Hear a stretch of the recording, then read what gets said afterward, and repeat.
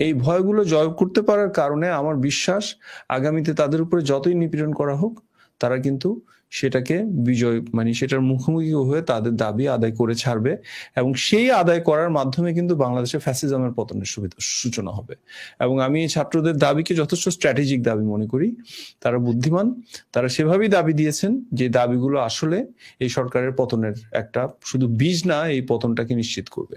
কয়েকজন বলেছেন, তারা নিজের মুখে শুনেছেন, আমি সোশ্যাল মিডিয়াতে লেখালেখি করি, আমার ওয়ালে আমার অনেক বন্ধু বলেছেন যে ভারতীয় বাহিনীরা হিন্দি ভাষায় কথা বলে এখানে আক্রমণ করছে। দ্বিতীয় জিনিসটা বলেছেন যে ধরপাকড় চলছে, আক্রমণ চলছে, ব্লক রেড চলছে। আমরা যেটা কখনো করতে পারবে ভাবি নাই সেটা করেও তারা পার হয়ে গেছে। Now what they are doing, ওই জিনিসটা স্কেলে এবং ওইটার তীব্রতায় আরো অনেক বেশি ভাবে গিয়ে তারা এখন দেয়ার আর রিপোর্টস অফ তারা বাসায় বাসায় গিয়ে মানুষকে সোজা গুলি করে খুন করছে। দেয়ার আর রিপোর্টস অফ দ্যাট। এবং আমাদের 200 মানুষ যে মারা গেছে, এটা তো ওরা হঠাৎ করে আবাবিল পাখি ঢিল ছুটছে মারা যান, এদের উপর গুলি ছোড়া হয়েছিল। তো আর্মিকে কোনো মতে দায় মুক্তি দেওয়ার সুযোগ নাই। আর্মি বর্তমানে বাংলাদেশ মানুষের গণতন্ত্রের মুক্তির মুখোমুখি দাঁড়ায় আছে। এটা তারা কি ইনস্টিটিউশনাল কারণে করছে, নাকি এইটা তাদের লিডারশিপের এই সরকারের দাসত্বের কারণে করছে? আপনি দুটো প্রশ্ন করেছেন। প্রথম প্রশ্ন হচ্ছে যে ছাত্রদের 9 দফা দাবি যদি সরকার না মানে তবে ছাত্ররা কি করবে, এবং দ্বিতীয় প্রশ্ন হচ্ছে যে বিএনপির উভয় সংকটের বিষয়টি। প্রথম প্রশ্নের বিষয়ে আমার অভিমত হচ্ছে যে ছাত্ররা যেই দাবি দিয়েছে এই দাবি শেখ হাসিনা কখনোই মানবে না। কারণ শেখ হাসিনা যদি এই দাবি মানে তারপরে শেখ হাসিনার মসনদ টিকবে না। এবং শেখ হাসিনার শাসন ব্যবস্থা অন্যতম একটা বৈশিষ্ট্য হচ্ছে উনি ভয়ের শাসন তৈরি করেছেন। উনি দেখাতে চান যে উনি কারো কোনো দাবি মানেন না, এবং সেটার মাধ্যমে তিনি একটা বাংলাদেশের মানুষকে একটা ভয়ের পরিবেশের মধ্যে রাখতে চান। তো আমরা তো দেখেছি আন্দোলনের মুখে তো দাবি, ওই রাজাকার শব্দ নিয়ে দাবি নিয়ে অনেক কথাই ওনারা বলেছেন, কিন্তু রাজাকার শব্দটা নিয়ে তারপরে কিন্তু সব দাবি মেনে নিয়েছেন। তার মানে হচ্ছে যে দাবি ওনারা মানেন যখন জনতা তাদেরকে বাধ্য করে। ফলে ছাত্রদের 9 দফা দাবি ডেফিনেটলি ওনারা মানবেন না। এই 9 দফা দাবির মধ্যে আছে যে সকল ক্যাম্পাস থেকে ছাত্রলীগকে সরানো। এই 9 দফা দাবির মধ্যে রয়েছে শিক্ষামন্ত্রী সহ আরো কয়েকজন মন্ত্রীর পদত্যাগ। সো এই ধরনের দাবি যদি মানার পরে আওয়ামী লীগের ক্ষমতায় টিকে থাকতে পারবে না, কারণ এটা আওয়ামী লীগের জন্য একটা দুর্বলতা। অন্যদিকে ছাত্ররা জানে এই দাবি যদি না মানে, যতক্ষণ না মানবে তারা কিন্তু তাদের রেজিস্ট্যান্স জারি রাখবে। এবং আমি এই আন্দোলনটাকে অভিনন্দন জানাতে চাই, বা আমি তাদেরকে দেখে সবচেয়ে বেশি ইমপ্রেসড যে তারা অত্যন্ত কঠোর নিপীড়নের মুখেও কিন্তু তারা তাদের জায়গা ছাড়ে নাই। নাহিদ ছেলেটাকে দেখেন, তাকে কিভাবে নির্যাতন করা হয়েছে। সে নির্যাতনের পরের দিন সে আবার প্রেস ব্রিফিং দিছে। আমি দেখি যে আমারই সাহস নাই, আমি দেখি আমাদের জেনারেশনের সাহস নাই, আমি দেখি বিএনপির সাহস নাই। এবং এই ফেইলারটা তারা জয় করতে পারছে, ভয়গুলো তারা জয় করতে পারছে। এই ভয়গুলো জয় করতে পারার কারণে আমার বিশ্বাস আগামীতে তাদের উপরে যতই নিপীড়ন করা হোক তারা কিন্তু সেটাকে বিজয় সেটার মুখোমুখি হয়ে তাদের দাবি আদায় করে ছাড়বে। এবং সেই আদায় করার মাধ্যমে কিন্তু বাংলাদেশে ফ্যাসিজমের পতনের সূচনা হবে। এবং আমি ছাত্রদের দাবিকে যথেষ্ট স্ট্র্যাটেজিক দাবি মনে করি। তারা বুদ্ধিমান, তারা সেভাবেই দাবি দিয়েছেন যে দাবিগুলো আসলে এই সরকারের পতনের একটা শুধু বীজ না, এই পতনটাকে নিশ্চিত করবে। সো এটা হচ্ছে আপনার প্রথম প্রশ্নের আমার উত্তর। দ্বিতীয় প্রশ্ন হচ্ছে বিএনপির উভয় সংকটটা। বিএনপির উভয় সংকটটা বুঝি, কিন্তু তাদের প্রতি কোনো মায়া হয় না, দয়া হয় না, করুণাও হয় না। কেন তারা এই পজিশনে এসে পৌঁছালো যে তারা আজকে একটা আন্দোলন যদি করতে চায় তাহলে ছাত্ররা বলবে, ও তোমরা আসছো, তোমাদের কারণে আমাদের ডিলিজিমেটাইজেশন হবে, তোমাদের কারণে আমাদের উপরে নিপীড়ন হবে। তারা যদি আবার সামনেও যায় তখন আবার তাদেরকে দেখায় ছাত্রদের দাবিকে করা হবে, নিপীড়নটা বাড়ানো হবে। সো এই উভয় সংকটে একটা দল কেন পড়বে? সো আমার কাছে এটার কোনো উত্তর নাই। বিকজ আমি এটা মনে করি এই সরকার একটা অবৈধ সরকার। বিএনপি একটা বৈধ রাজনৈতিক দল, বাংলাদেশের প্রধান রাজনৈতিক দল। তার যে কোনো সময় আন্দোলন করার অধিকার আছে এই সরকার পতনের জন্য। সো সেই অধিকার নিয়ে বিএনপিকে আন্দোলন করতেই হবে।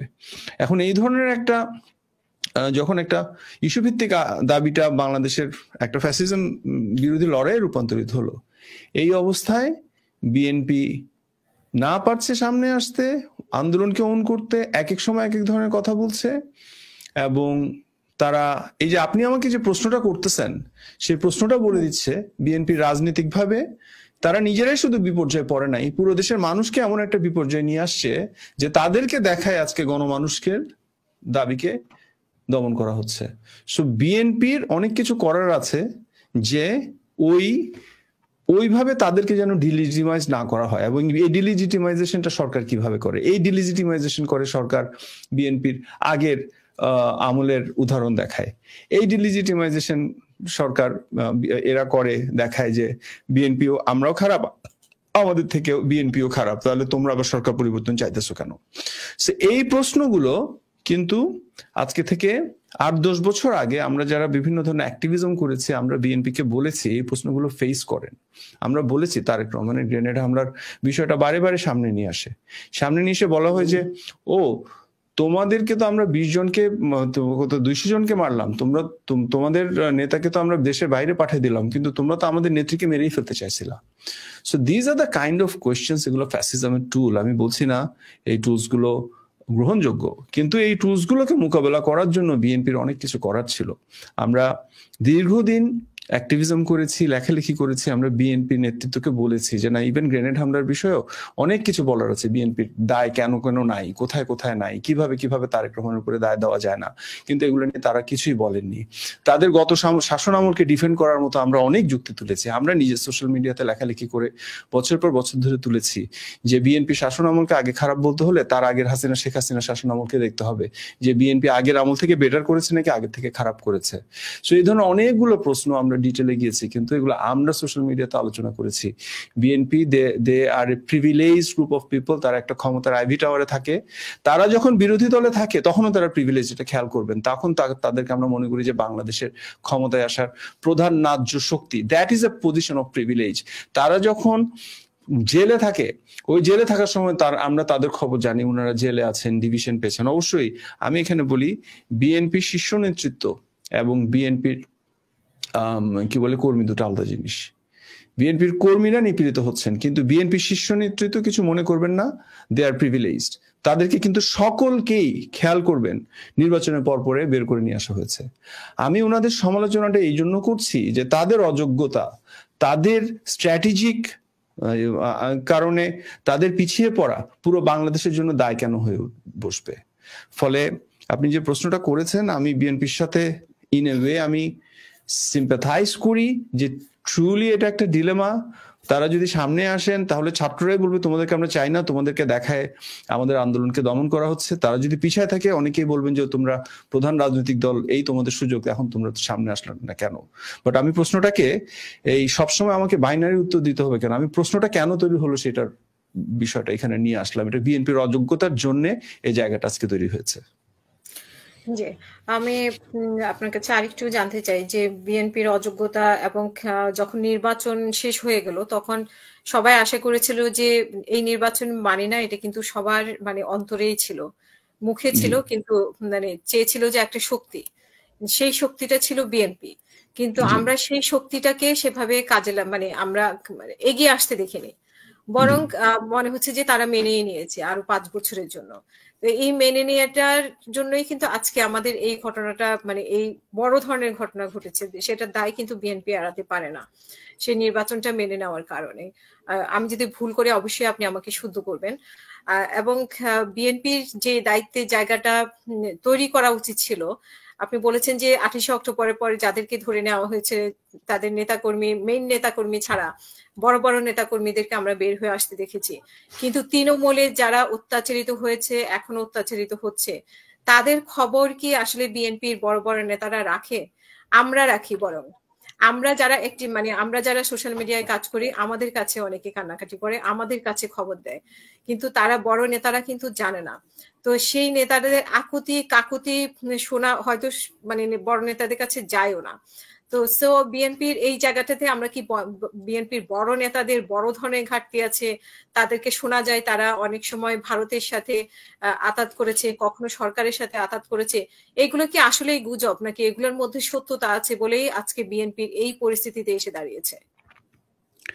আমি আসলে ইন্টেলিজেন্স, গুজব এই বিষয়গুলো নিয়ে বেশি ক্রিটিক্যালি দেখি না ইন এ ওয়ে, বিকজ এগুলো যাচাই করার কোনো উপায় নাই।